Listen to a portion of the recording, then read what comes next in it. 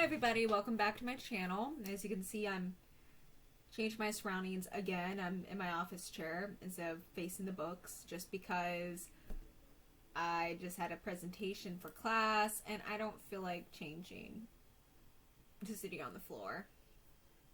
It's a lot easier to prop up this little tablet on my desk, and I'm not using my camera because again, this computer doesn't really like the chip for some reason, so I have to figure that out. This video, as you read in the title, is a nonfiction Women's History Month, and today is, when I'm filming it, is World Women's History. International Women's Day, sorry. And this whole month is about women.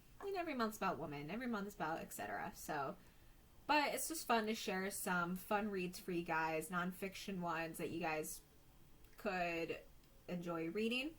And I try to choose a diverse range of interesting reads that are nonfiction that I like and you guys might enjoy as well. And they are kind of international too, so just keep on the theme. I did post some on Instagram as well. So the first one is Modesty, a Fashion Paradox by Hafsa Lodi. Isn't this just a beautiful book? I'm trying to get my book to look beautiful like this, and I hope it's just as beautiful. This book, she dives into modest fashion. She talks about the problematics of using the word modest. She talks about Muslim modesty. She talks about Christian modesty and just non-religious modesty. And she talks about for women, by women, why women choose it. Why did women start to choose it instead of just following what fashion critics want us to follow? And yeah, this is a really good book if you want like an introduction to why Muslim women cover, or why maybe your sister-in-law might wear, just a long skirt, long sleeves, or why someone, and modesty could just be wearing a t-shirt with jeans. It doesn't have to be, your modest attire doesn't have to be what I'm wearing, like long sleeves and hijab, okay? I'm wearing jeans too, but you can't see that. Really good one. And I would say like the print is kind of big, so it's not, I read this in a day. It was not that hard of a read. And they have fun pictures in the middle. So the next one is Aching for Beauty, Foot Binding in China. And this is by Wang Ping. I chose this one because she talks about where the idea of foot binding comes from. And she dives into literature, so Chinese literature, about foot binding. And she talks about how women connected over this, and she talks about the sexualization of it by Chinese men. And I keep saying "and," I'm sorry. And keep saying it, but I believe at the last chapter she uses literature and talks about how women masquerade gender using foot binding, and I thought that was pretty interesting how she talks about that. I think it's also interesting how brief history of foot binding, and she also does foot binding in the cult of exemplary woman. So she talks about how foot binding was seen as the woman stereotype, or the Han Chinese, not just all women. The other thing is that she connects it all the way to a Hindu folktale about a deer-footed woman, and how that was translated. And I believe it was Buddhist. It must have been a Buddhist tale. It was a Hindu Buddhist tale. And that actually was brought over to China, and some early Chinese historians or authors connected that to foot binding. So I thought that was interesting. So I guess blame India for foot binding? I'm kidding. The next one is a biography, A Burnt Bread and Chutney, growing up between cultures, and memoir of an Indian Jewish girl. This book is just as it sounds. It's about her grandmother, I believe, who, the politics of skin color, Carmen Delman is ambassador from a world which few are even aware. Her mother is a direct descendant of the Ben Israel, a teeny ancient community of Jews living and thriving in Western India. And her father is an American, a Jewish man of Eastern European descent. So they met while working the land in Israel. Bound by love for each other and the newborn country, they hardly took notice of the interracial aspect of the union, and the daughter growing up in America as well as aware of her uncommon heritage. And she talks a little bit about the Jewish community in India, about the foods, dishes, wearing saris, the chutneys, the Indian food, the Indian culture, combined with Eastern European culture, combined with Jewish culture, combined with Jewish religion. And I really chose this book originally because I wanted to learn more about. I honestly just wanted to learn more about Indian Jews. I heard a little bit about it and I wanted to learn more, and I'm still looking for more books to talk about the community because it interests me. Next one is The Invisible Muslim: Journey Through Whiteness in Islam by Medina to Noah Whiteman. It's just her biography about growing up as Muslim. She's not a convert. She was born Muslim in a commune. I would say it's not a commune, but it's a small Muslim community in Spain. And she talks about it and her travels around. And what I really liked about it is she gives random history lessons. So she talked about Muslims to Tibet, which I didn't know about. And she also talks about her own whiteness and how she got to see things because she was white, and how that kind of challenged her a little bit, and sometimes not feeling connected to things, and sometimes feeling like the colonizer, and be connected to the colonizer. And it's a really good book, and I really liked how she talked about Buddhists in Tibet, because I did not know that, and I absolutely love it. And she is she also talks about Swahili. She does have a degree in Swahili, and she lived there for a while. I highly recommend this book. You learn like random Islamic history that you may not know of. I didn't know of, and I really appreciate that she put that in her memoir. Really good book. Next one is something that's been circulating around BookTube, but I had to share because I love it. Don't Touch My Hair, Emma Debari. I have the British version. The American version is really gorgeous, and I mentioned in a comment of someone's video, I can't remember which video, I said that it's too bad that I didn't get the American version because the American version is very beautiful. And someone commented that, yeah, it's beautiful, but they wouldn't have published it if she didn't keep a boring cover like this. And this is actually a really interesting cover. I like this minimalist cover. And this is a really good cover, too. So it's interesting to think that she probably wouldn't have been published if she chose the American version for your British version. And usually British versions are really gorgeous too, and the American ones are kind of meh. So I thought that was kind of interesting. She is an Irish author,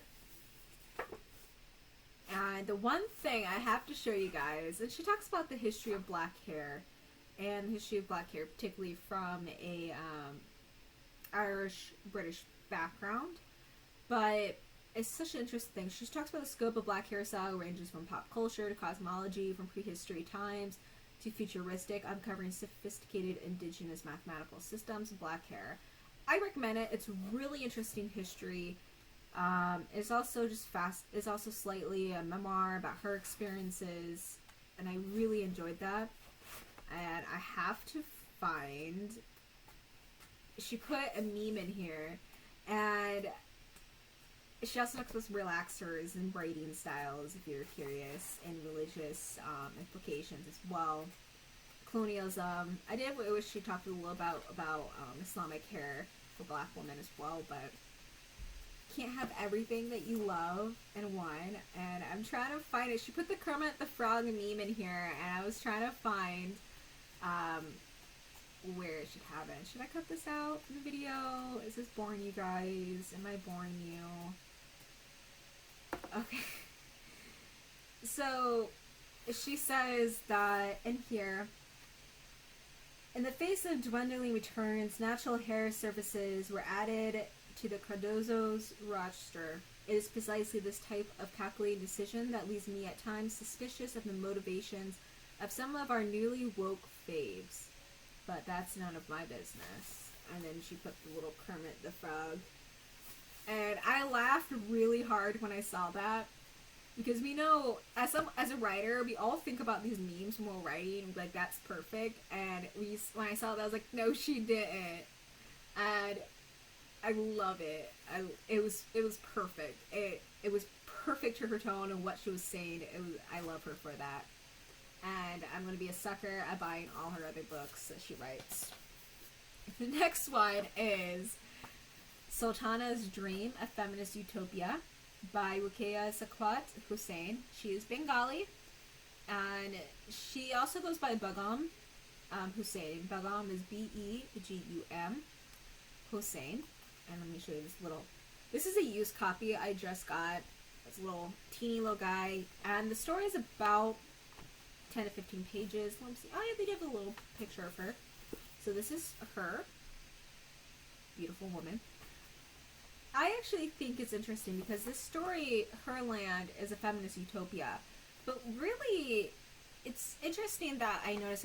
I don't want to ruin it for you guys because it's just 10 pages, and the best way to describe it is about a woman who dreams. So a woman that goes to bed at night, and she wakes up to this woman named Sarah, who's not her friend Sarah, but is her friend Sarah. And her friend Sarah starts taking her through this garden and through this beautiful land, and starts talking to her, and she's asking her questions like, how did this come to be? And so I thought that was interesting. I'm not going to spoil to how it came to be. The one thing I noticed, something that is also in Her Land, so Her Land is also is an American feminist utopia, which I saw kind of similarities, but this was published before Her Land, by the way, just saying. And Bengali individuals do get taught her works, so she is a critical read for Bengali individuals. At least that's what my husband, who's Bengali, talks about. This one, I believe, was a magazine in 1905, so it's pretty old, which makes it amazing, actually. It's one of the first feminist works of this kind in the world published. That's pretty amazing, actually. And she also, later on, she publishes The Secluded Ones, and I could not find a translation of The Secluded Ones at all. She published in like the Monthly Mohammadi, which is a newspaper magazine, and she talks about purdah, or the niqab or burqa, and talks about how women died because of it, and how there's stories of women, one woman fell onto the train tracks and she couldn't get up, and these men, and they went to help her, and her maid refused to allow these men to touch her because she was keeping purdah, and she died by getting hit by a train. And there was other cases of women getting robbed, and they couldn't, and while the men were in the other room, and they couldn't say anything because if they heard their voices, they would break purdah. And she documented all these instances, which I'll have to use in my book as well. Even though I'm pro niqab, it's very interesting to see this, and it's something that I would like to do for a future book or future writings. And I didn't know about some of these reports. So some of these reports are very similar to other reports, and this is something that we have to be careful of. And I just thought it was really interesting how she wrote about that, and I didn't know about these cases. So,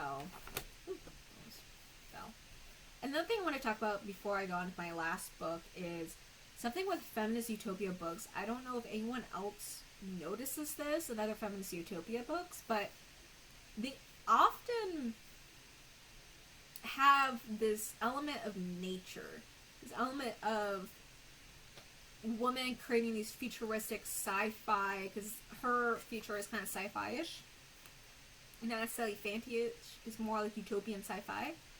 And a lot of them, even Her Land, talk about women diving into knowledge and diving into nature, building up the trees and the forests, having beautiful gardens, creating machines that cause rain, and etc., etc. I thought that was very interesting how early feminists often wrote about caring and nurturing for the world and the nature, and they often, it was a critique on industrialization. It was a critique on masculinity, and industrialization is masculine. And I think that's very interesting to think about. And I'm not sure, there's probably other other utopias during this time that aren't feminist utopias that talk about this as well as male scholars. I know male scholars nowadays talk about it, male writers, but it's interesting that early feminist utopian writing also involved that, but Begum Hussein is one of the first female feminist writers to write about this type of subject and to be published. So I think that's really awesome. It's from a Bengali woman. Next book is for anybody who's Sufi, etc. Is Beauty and Light, Mystical Discourses by a Contemporary Female Sufi Master by Simla Noor Sargut. This is just her collection of someone collected that's not her writing. They asked her questions and she answered. She also has a loads of different, and I'm saying a lot. She has loads of different videos of her talks and etc. And I got this after kind of Googling who she was and watching a video of her. And she is really quite wise and I love it. I would not recommend this book for anybody who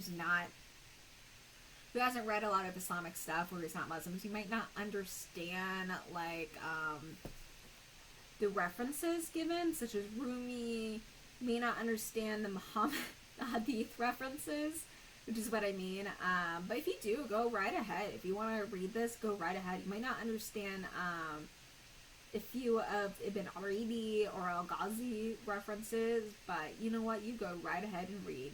You go right ahead and read the Nafs and about the Tawhid, and she slightly explains it a little bit, but you might not understand, but you know what? You go ahead. I'm not going to discourage you from reading the Sufi texts. Sufi texts are beautiful. I read Christian mysticism all the time and not understanding most of the references, even though I grew up as a Christian. I say as a Christian, my parents weren't practicing. I never went to church, never talked about Jesus or anything, so I was more like agnostic household. So my Christianity was what I absorbed around me, not necessarily going. So that's interesting. But recommend this. So that's my like little mini selection. I know my video's long. I always do long videos. I apologize, not really, because I like really long videos. I do. Long videos are the funnest, you know? And we can have like a little fun, like little thing like, at the end. But thank you guys. I promise I'll try to upload, maybe I'll upload a talk about Orientalism for you guys, like, next, since I gave a talk on that, and I'll take off the ability to discuss on that topic, just because, I'm not in the mood to deal with hate, and people like to downvote my videos all the time. Either I have like 2 people watching it. Why are you downvoting? I digress. But thank you guys.